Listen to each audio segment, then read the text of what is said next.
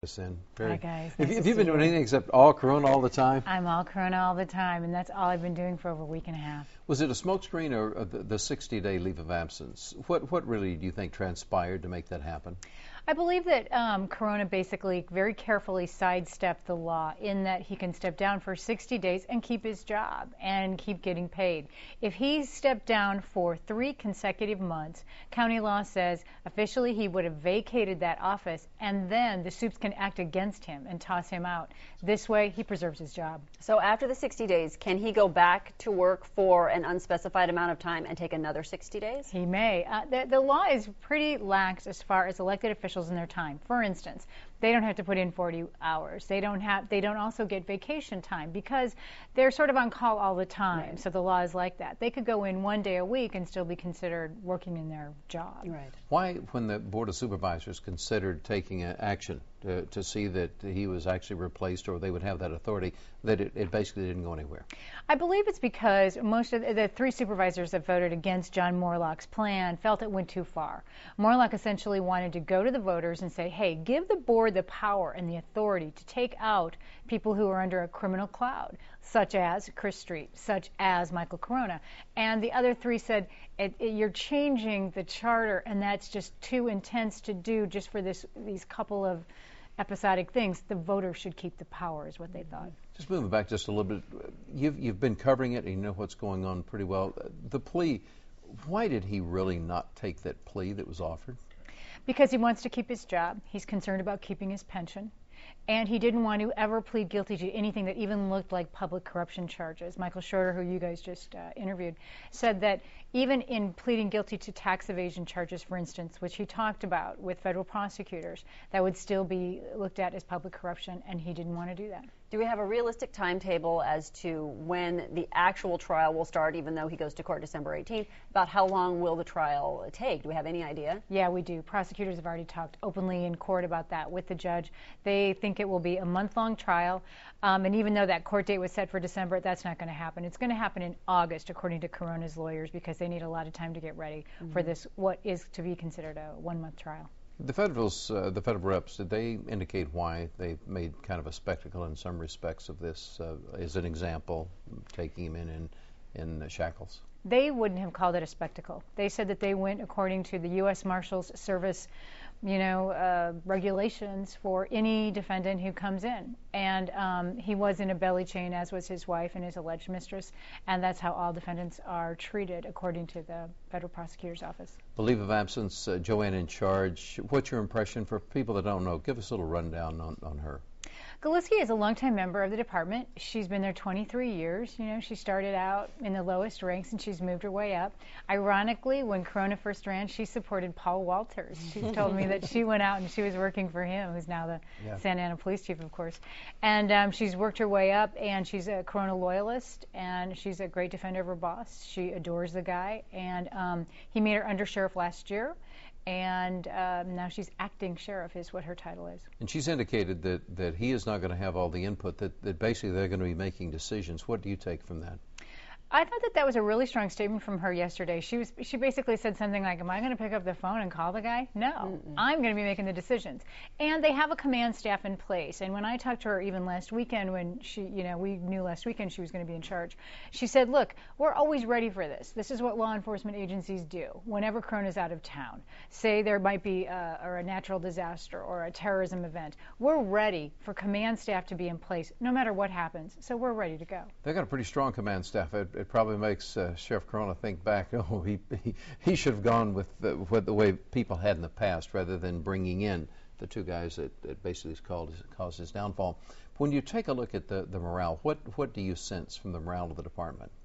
I think there's a real split among the Corona loyalists who are obviously sad, obviously disappointed in what happened to their boss, but they remain very loyal to the guy. The other side are a group of deputies, a lot of rank and file, that say, look, we didn't think he was a law enforcement guy coming in. He was a glorified bailiff for years at the Marshals Service, and we're the real guys that get out there. We're the investigators. We're the true law enforcement professionals. And they really never supported the guy, and they had heard all this stuff for years. So that the feds finally came through with the indictment was sort of like, see, we've been telling you guys this is true. In talking about appointing assistant sheriffs such as Heidel and Harmio, the Orange County supervisors now are looking at readjusting the rules to which you allow the sheriff to appoint assistant sheriffs. That's exactly right, Ann. They brought that up yesterday, and they said, Chris Norby said, look, if he wouldn't have hired Heidel and Jaramillo, we wouldn't have been in this predicament to begin with. So a former board did that, not any of the people on the current panel. And they said, we're going to go back and look at that, and we're going to change those again and make it tougher and ensure that qualified law enforcement people are assistant sheriffs. Well, because at this point, what is the law? I'm not abundantly clear on what the qualifications are in order to appoint an assistant sheriff. You don't need a law background, do you? He certainly didn't need a law background for the two guys that he got on. For instance, I mean, George Jaramillo had been a cop in Garden Grove for years. However, Don Heidel hadn't been. He was a reserve deputy in San Bernardino County. Essentially, he was a millionaire, and he came in and funded the department in part, in at least campaigns. Going back to what's going on in the department, Joanne's call for an audit. What is this audit, and what are they looking for? David Sundstrom today launched that audit formally, and they are looking at all of Mike Corona's expenses over the years. For instance, did he travel with his personal lawyer, who could have been Deborah Hoffman, this alleged mistress named in the federal indictment? What has he spent county money on? Because the public corruption charges that the feds have brought involve money, David Sundstrom, the auditor, says, we really want to look at this and see, has he misspent any county money? So they're going to go back and take a look at that. Wow, it's something we're going to hear about coming for a few months to come. Thank you very much for the update. Are the blogs pretty busy with this? Way busy. On fire. Yeah. Yeah, that's true. All right, thanks Peggy. Much, Peggy. Appreciate it. All right, we're going to go straight to the Orange County Register building, where standing by ever so patiently is columnist for OC Outdoors, David Whiting. How you doing, Dave? Excellent. Good. All right. There's nothing I hate worse than getting to LAX and finding out that my plane's been delayed by, well, last time it was 5 hours. That doesn't make anyone happy. You have an answer, though, to some of that frustration. Yikes, I sure do, as a matter of fact, for you. Next time you head up there, throw some clothes, running clothes, jogging, walking, or just hanging out at the beach stuff, or a beach cruiser in the car, or even a surfboard. You can do whatever you want, because just 10 minutes away from LAX, by car I should add, is one of the greatest and longest bike paths in Southern California. That's the bike path along Santa Monica Bay. Okay, how do you get there from LAX if I'm taking my car and I got to go back to the car because I just found out my plane's been delayed? How do you get over there? That's a really neat thing about this. I always take the 105 freeway to LAX, which is the surest way to go. Right. Don't turn onto LAX. Just keep going on the freeway. It dead ends.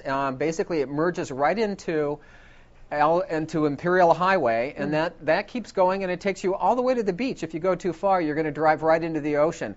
And right there at the very end is the entrance, literally right there is the entrance to Dockweiler State Beach, where you can park for just $5 and take as much time as you want and get back to the airport in just 10 minutes. Yeah. Talk a bit about it. You know, what's there for folks to see and take some time? It's a terrific bike path. It starts from Dockweiler, and you can go north almost as far as you can possibly go, and that's past the Santa Monica Pier, or you can go south all the way to Palos Verdes. Here is Palos Verdes, and this is a 10 miles from that Dockweiler State Beach that we were just mentioning. So if you can make it all the way down there and back, you've had a pretty good stretch of time. I ran this the other day at sunset, and it was just absolutely gorgeous. Not very crowded, and you could watch other people running along the beach as well. You can stop off at Kings Harbor here, which is here the bike path. It turns a little bit almost urban in a way. It cuts right through, but it's in a safe way. It cuts right through a parking lot in Redondo Beach. It continues along, and on the way back, you're back up at the El Segundo Power Plant, where if you've even got time, you can rent a hang glider and take in some lessons. So whether you're there for a long time or a short time, it's almost worth planning a little bit of extra time the next time you go to LAX and just trying this out. That is really neat. I didn't realize, I spent a lot of time up in the Redondo Beach area, and I didn't realize that entire strip was all connected. And that area there along Redondo Beach where you showed the skaters going through the underground parking lot area there has an interesting, as you said, urban feel to it. It's sort of got an LA feel to it that is a little bit different of a feeling than the one we have here in Orange County. It is, as a matter of fact. It's similar to the bike path in Newport Beach, a little bit reminiscent of that. People living in the homes literally just inches away from this path, barbecuing or having a couple of cold ones in the evening. But it has a little bit more urban feel. It is, of course, a bigger city, and it's a little bit different. So it's a really neat change of pace, and it's just a gorgeous sight. On a clear day, you can see all the way to Malibu. Well, now, you did all this just last weekend. How did you come about it? Were you involved with LAX, or you just decided you wanted another one of your outdoors adventures? Well, a little bit of combination of the two. I was picking my wife up on her way back from Mexico. She'd spent some time in Oaxaca for Day of the Dead. And I thought, well, you know, I've got a little free time here, and I'd like to check it out, this area. I've never been there before, and what a treat it was. It was a lot more fun and a lot more interesting than I expected. You didn't go hang gliding, did you? I was tempted to do that, but I wanted to keep running and see how far I could go in the time amount that I had, and I had about 3 hours and made it all the way to Palos Verdes Peninsula and back, but that was enough for me. Kind of curious now, for someone like you, you must be going through quite an adjustment, not being able to get up to the biking and hiking trails in the local mountains. What do you see coming, and how soon do you think that will be open for the public? Well, that's an excellent question, Ed, and that's one of the reasons why I also did take this trip, as a matter of fact, because I've been writing a lot about that area lately, and they are asking people to still stay out of that. Cleveland National Forest, O'Neill Park, and, of course, Whiting Ranch, too. Those trails are okay. I've been up there with permission, I might add, from the fire authority, because they are closed, although members of the media and some other folks can access those areas. They are relatively safe right now, I think, but depending on the way things go, particularly with the rains, we are going to see some really inaccessible trails and roads for quite a while. There's literally mountains of ash up there, and they are going to be covered with debris flow, which is going to be not just ugly, but it's going to pose some danger if people try to go up in those areas and they really aren't quite prepared. Very cool. All right, your article appears this Thursday in OC Outdoors. I just want to clarify, though, you talked about the parking. Parking is pretty much at the state beach. Yeah, I would recommend parking at the state beach. It's $5. There were people parking along the road right up above, and that's free, and you can drive a little bit further, and there are other probably maybe a little bit cheaper parking lots, but if you're in a hurry, although I would add, the cars that I saw a tow truck up there, and I wouldn't necessarily risk that getting towed away, because if you want to get back to LAX and no car, it's going to be a tough slog. Yeah, that's not a good way to start your trip. All right, David, thanks again. Thanks, David. We'll see you soon. Thank you.